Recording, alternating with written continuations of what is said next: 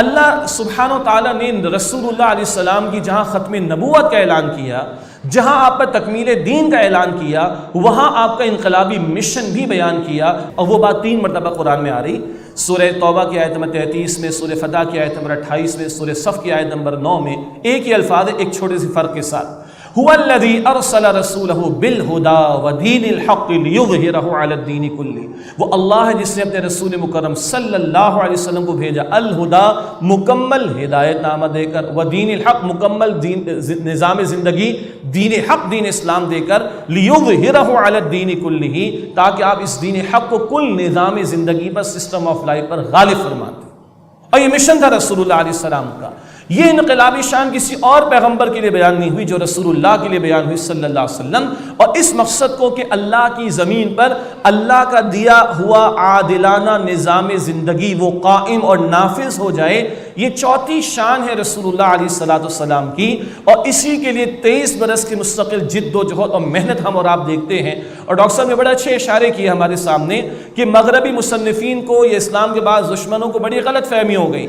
He failed as a prophet، اور کامیاب ہو گئے ایک سیاستدان کے طور پر۔ یہ ان کی کج فہمی ہے یا کم علمی ہے۔ ایک پورا مشن لے کر رسول اللہ علیہ السلام کھڑے ہوئے، اور ایک پوری انقلابی تحریک آپ نے برپا کی، اور جب تک اس انقلابی جماعت کو پکانا تھا، مضبوط کرنا تھا، آپ نے ہاتھوں کو باندھے رکھنے کا حکم دیا، قرآن نے اس کی توثیق کی ہے۔ اور جب ایک جماعت تیار ہوئی ہے، رب کی طرف سے قتال کی اجازت ملی ہے، تو اس پوری انقلابی جماعت کو باطل سے ٹکرایا بھی ہے، اور پھر قرآن کی شان کے جال حق و زحق الباطل ان الباطل کان زہوقا، حق آ گیا اور باطل مٹ گیا، بے شک باطل ہے ہی مٹنے کے لیے۔ کبھی ہم بھی سادہ لوہی میں کچھ لوگوں کے کچھ کامنٹس کے اثرات لے لیتے ہیں۔ دیکھیں جی، عیسائیوں کو دیکھیں کتنے سافٹ اسپوکن ہوتے ہیں، کتنے نرم ہوتے ہیں۔ ذرا کروسیڈ کو بھی ذرا کوئی دیکھ لینا کہ کتنے نرم تھے کروسیڈ کے اندر، وہ کتنے سافٹ تھے اس کے اندر، وہ ذرا وہ بھی نظارہ سامنے رکھ لیا جائے۔ البتہ یہ جو کہا جاتا ہے کہ دیکھیں عیسیٰ علیہ السلام نے ایک گال پہ کوئی تھپڑ مارے تو کہا کہ دوسرے گال کو بھی پیش کر دو، دوسرا تھپڑ بھی کھا لو۔ بالکل کھاؤ، کس نے کہا نہ کھاؤ؟ لیکن عیسیٰ علیہ السلام کے دور میں تو کوئی تحریک برپا کرنے کا موقع ہی نہیں آیا، اور 13 برس رسول اللہ نے یہی کر کے دکھایا صلی اللہ علیہ وسلم۔ کفوا ایدیکم، اپنے ہاتھوں کو باندھ کر رکھو، سورہ نساء کی آیت نمبر 77 کے اندر۔ فاصبر واصبر فاصبر واصبر، بار بار قرآن میں آ رہے، 13 برس صبر کر کے دکھایا، اور ایسا صبر، اللہ اکبر، اسد اللہ و اسد رسول، امیر حمزہ رضی اللہ عنہ ایمان لے آتے، سیدنا عمر فاروق رضی اللہ تعالیٰ عنہ ایمان لے آتے، مکے کے 2 بہادر ترین افراد، ابو جہل کی بھی پٹائی لگائی تو امیر حمزہ نے لگائی، ابو جہل کے دروازے پر جا کر کہا کہ سن لے میں نے اسلام قبول کر لیا، وہ سیدنا عمر تھے رضی اللہ تعالیٰ عنہ۔ اتنے 2 بہادر جوانوں کی موجودگی میں بھی 360 بتوں کو ابھی ہاتھ نہیں لگایا، اس سے بڑا صبر کیا ہوگا؟ اللہ اکبر۔ لیکن ابھی پکایا اس پوری جماعت کو، تیار کیا ہے، جب تیار ہوئی ہے پھر باطل سے ٹکرایا بھی ہے، اور پھر اسلام غالب ہوتا ہے۔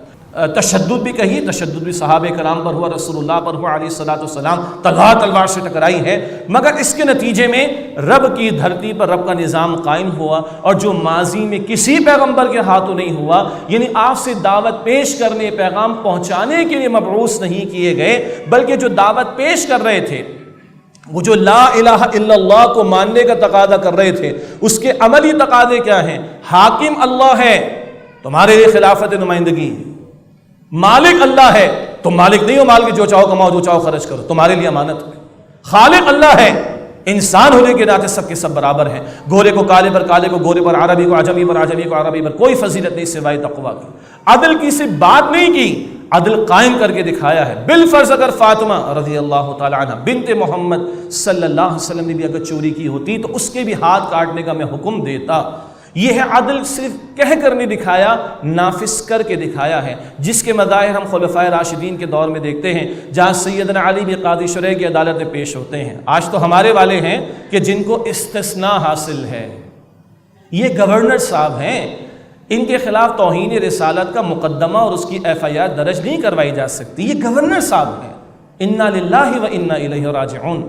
لیکن قاضی شرع کی عدالت میں سیدنا علی پیش ہو رہے ہیں، یہ ساری جد و جہد، قم فانذر، اے نبی کھڑے ہو جائیے، لوگوں کو اللہ کے عذاب سے ڈرائیے، وَرَبَّكَ فَكَبِّرْ، اپنے رب کی بڑائی کا بول بالا کیجئے، وَأُمِرْتُ لِأَعْدِلَ بَيْنَكُمْ، مجھے حکم دیا گیا میں تمہارے درمیان عدل کو قائم کر کے دکھاؤں، مَن لَّمْ يَحْكُم بِمَا أَنزَلَ اللَّهُ فَأُولَٰئِكَ هُمُ الْكَافِرُونَ فَأُولَٰئِكَ هُمُ الظَّالِمُونَ فَأُولَٰئِكَ هُمُ الْفَاسِقُونَ، جو اللہ کے نازل کردہ کلام کے مطابق فیصلے نہ کریں وہ کافر ہیں، وہ ظالم ہیں، وہ فاسق ہیں۔ یہ جو انقلابی تقاضے ہیں، یہ ساری جد و جہد اللہ کے رسول مکرم علیہ السلام نے خالص انسانی سطح پر کر کے دکھائی۔ کوئی شک نہیں اللہ آپ کی حفاظت فرما رہا تھا، کوئی شک نہیں معجزات اللہ کے پیغمبر علیہ السلام سے ظاہر ہوئے ہیں، کوئی شک نہیں۔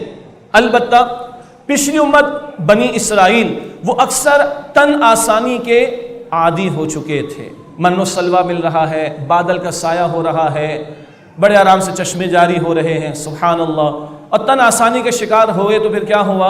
جب اللہ کی راہ میں کھڑے ہونے کا موقع آیا تو بنی اسرائیل نے صاف کہہ دیا تھا فَاذْهَبْ أَنْتَ وَرَبُّكَ فَقَاتِلَا إِنَّا هَاهُنَا قَاعِدُونَ، اے موسیٰ آپ جائیے، آپ کا رب جا کے قتال کیجئے، ہم تو یہ بیٹھے رہے۔ لیکن اللہ کے نبی علیہ السلام اگر صحابہ پر تشدد ہوا ہے تو اللہ کے پیغمبر، بخاری کی حدیث ہے، حالت سجدہ میں ہیں اور آپ پر اونٹ کی اوجڑی لا کر ڈالی گئی ہے، اور عبداللہ بن مسعود فرماتے ہیں میں کمزور تھا، کچھ کر نہ سکا، اور فاطمہ رضی اللہ تعالیٰ عنہ فرماتی میں نے ساری گندگی رسول اللہ کی صاف کی صلی اللہ علیہ وسلم۔ اللہ قدیر علی کل شیء قدیر، یہ ہوا ہے رسول اللہ کے ساتھ علیہ السلام، اس راہ میں ہوا ہے۔ شیب ابی طالب میں آپ کے خاندان کے لوگ اگر مقید اور محدود کیے گئے تو آپ نے بھی بھوک اور پیاس کی شدت کو وہاں پر برداشت کیا ہے۔ ہجرت اگر صحابہ نے کی ہے تو رسول اللہ نے بھی اس کی مشقتوں کو برداشت کیا ہے۔ اور اس سے قبل طائف کی گلیوں میں شدید ترین دن، اما عائشہ نے پوچھا اللہ کے پیغمبر کوئی دن شدید ترین آپ پر آیا؟ بہت سے بڑھ کر بھی ہاں کہا، وہ جو طائف کا دن تھا جب بد کلامی کی تھی طائف والوں نے، اور عباش قسم کے لڑکوں کو میرے پیچھے لگایا، اور وہ میرے کندھے کو پکڑ پکڑ کے مجھے کھینچتے تھے اور مجھے پتھر مارتے تھے، اور میرے پیروں کا ٹخنوں کا نشانہ لے لے کر مجھے پتھر مارتے تھے، یہاں تک کہ میرا جسم خون سے بھر گیا، میرے نالین جو وہ خون سے بھر گئے۔ یہ میں ترجمانی کر رہا ہوں، اور رسول اللہ علیہ السلام بے ہوش بھی ہوئے صلی اللہ علیہ وسلم۔ ذرا غور کیجئے گا، اللہ علی کل شیء قدیر، وہ اللہ جو قوم سمود کو مٹا سکتا ہے، قوم عاد کو مٹا سکتا ہے، فرعون کو غرق کر سکتا ہے، قارون کو دھسا سکتا ہے، ابو لہب کو مار سکتا ہے، اللہ اس سب کچھ کو روک سکتا تھا، مگر اللہ نے سب کچھ ہونے دیا کیوں؟ اس لیے کہ محمد الرسول اللہ صلی اللہ علیہ وسلم کی رسالت قیامت تک چلے گی، تو محمد الرسول اللہ صلی اللہ علیہ وسلم کا مشن قیامت تک چلے گا، تو محمد الرسول اللہ صلی اللہ علیہ وسلم کی جد و جہد قیامت تک چلنی چاہیے، تو محمد رسول اللہ صلی اللہ علیہ وسلم کی ختم نبوت کے بعد آپ کی امت نے یہ کام کرنا ہے۔ طائف میں سب کچھ ہوا رسول اللہ کے ساتھ علیہ السلام۔ احد کا میدان ہے، اگر 70 صحابہ شہید ہو رہے ہیں تو رسول اللہ بے ہوش ہو رہے ہیں علیہ السلام، رسول اللہ کا خون جاری ہو رہا ہے آپ کے رخسار انور سے، اور آپ صلی اللہ علیہ وسلم بے ہوش ہو رہے ہیں، خون کی کڑیاں نکالی گئی تو خون کا فوارہ جاری ہو گیا۔ اگر صحابہ کو دانے چلا رہے ہیں احزاب کے موقع پر، صحابہ کا محاصرہ ہوا، بھوک اور پیاس کی شدت برداشت کی، تو رسول اللہ علیہ السلام نے بھی ساری شدتیں برداشت کی۔ ایک صحابی آگے عرض کرتے ہیں اللہ کے پیغمبر بھوک سے میں شدید دو چار، میں نے اپنے پیٹ پر پتھر باندھا ہوا، رسول اللہ علیہ السلام نے کہا دیکھ لو میں نے دو باندھے ہوئے، میں نے دو باندھے ہوئے ہیں۔ اور یہاں آیت آئی ہے سورہ احزاب کی آیت نمبر 21، لقد کان لکم فی رسول اللہ اسوۃ حسنہ، یقیناً تمہارے لیے رسول اللہ صلی اللہ علیہ وسلم کی زندگی میں بہترین نمونہ موجود ہے۔ وہ گاندھی ہو جو اپنے کینڈیڈیٹس کو کہتا ہے کہ میرے سامنے تمہارے سامنے پیش کرنے کے لیے سوائے ابو بکر اور عمر رضی اللہ تعالی عنہما کی کوئی مثال موجود نہیں ہے۔ یہ کس یونیورسٹی سے پڑھے ابو بکر اور عمر رضی اللہ تعالی عنہما؟ محمد رسول اللہ کی تربیت یافتہ صلی اللہ علیہ وسلم۔ تو یہ سب کچھ تو انہوں نے بھی مانا ہے۔ وہ عربی میں کہا گیا نا الفضل ما شہدت به الاعداء، فضیلت تو یہ کہ دشمن بھی عظمت کا اعتراف کرے کہ ساری محنت رسول پاک علیہ السلام نے خالص انسانی سطح پر کی ہے۔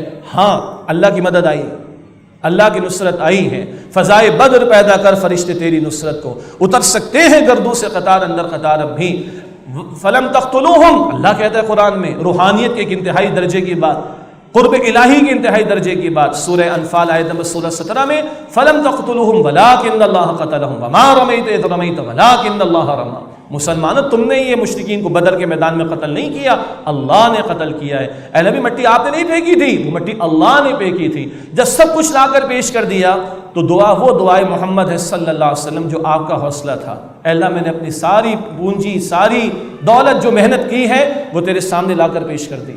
بدر کا میدان، بدر کی رات، اور اللہ اگر آج تم نے اس مٹھی پر جماعت کی مدد نہیں کی، کل زمین پر تیرا نام لینے والا، تیری عبادت کرنے والا کوئی نہیں ہوگا۔ اللہ اکبر۔ اور صدیق آتے ہیں، صدیق اکبر رضی اللہ تعالیٰ عنہ، اللہ کے رسول اب تو سر اٹھا لیجیے سجدے سے، اللہ آپ کی آنکھوں کو ٹھنڈک کر دے گا، اللہ آپ کی نصرت فرمائے گا، اللہ آپ کی مدد فرمائے گا، اور پھر اللہ کی مدد بھی آئی، مگر سب کچھ کھپایا، لگایا، پیش کیا، اور پھر دعا بھی کی ہے، دعا بھی کی ہے، تو اللہ کی مدد بھی وہاں چلی آ رہی ہے۔ البتہ یہ ساری محنت خالص انسانی سطح پر کی ہے جناب رسول اکرم صلی اللہ علیہ وآلہ وسلم۔ تو آج لوگوں تک کلام پہنچے، پیغام پہنچے، ذمہ داری کس کی؟ جی بولیے نا۔ ہاں یہ ہماری ہے۔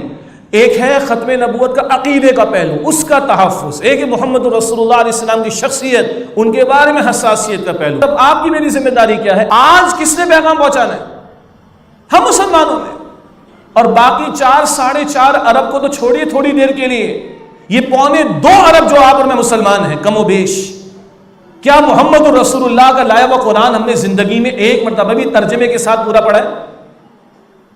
سوچیے 98% لوگوں نے نہیں پڑھا، اور ایک دفعہ کافی نہیں ہے، ترجمہ کافی نہیں ہے۔ یہاں ابلاغ نہیں ہوا، غیروں کو کیا روئیں گے؟ ہم سے کوئی پوچھے یہودی کہاں جائے گا، عیسائی کہاں جائے گا، ہندو کہاں جائے گا، ہم کہیں گے جہنم میں جائے گا، سیدھی سی بات۔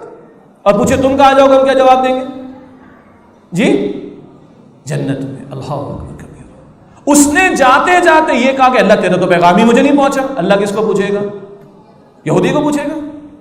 وہ تو ختم نبوت کا عقیدہ نہیں رکھ رہا ابھی۔ عیسائی کو پوچھے گا؟ نہیں۔ ہندو کو پوچھے گا؟ کس کو پوچھے گا؟ اللہ۔ یہ ہے میرا اور آپ کا مسئلہ۔ اسی ذمہ داری کو آپ کے میرے حوالے کر کے رسول اللہ علیہ السلام حجۃ الوداع فلیبلغ الشاہد الغائب، آج تم میں سے جو موجود ہے ان لوگوں تک پہنچا دے جو یہاں موجود نہیں۔ اسی کام کے لیے اس امت کو اٹھایا گیا۔ سورہ البقرہ آیت نمبر 143، وَكَذَلِكَ جَعَلْنَاكُمْ أُمَّةً وَسَطًا لِتَكُونُوا شُهَدَاءَ عَلَى النَّاسِ وَيَكُونَ الرَّسُولُ عَلَيْكُمْ شَهِيدًا۔ اسی طرح ہم نے تمہیں درمیانی امت بنائے مسلمانوں، تاکہ تم لوگوں پر اللہ کے دین کے گواہ بنو، اور رسول اللہ علیہ السلام تم پر اللہ کے دین کے گواہ بنے۔ اب ہم نے پہنچانا آگے، اسی کام کے لیے اس امت کو برپا کیا گیا۔ سورہ ال عمران آیت نمبر 110، کنتم خیر امۃ اخرجت للناس تأمرون بالمعروف وتنہون عن المنکر وتؤمنون باللہ، تم بہترین امت ہو جنہیں لوگوں کے لیے برپا کیا گیا، تم بھلائی کا حکم دو گے، تم بدی سے روکو گے، اور تم ایمان رکھتے ہو اللہ سبحانہ و تعالیٰ۔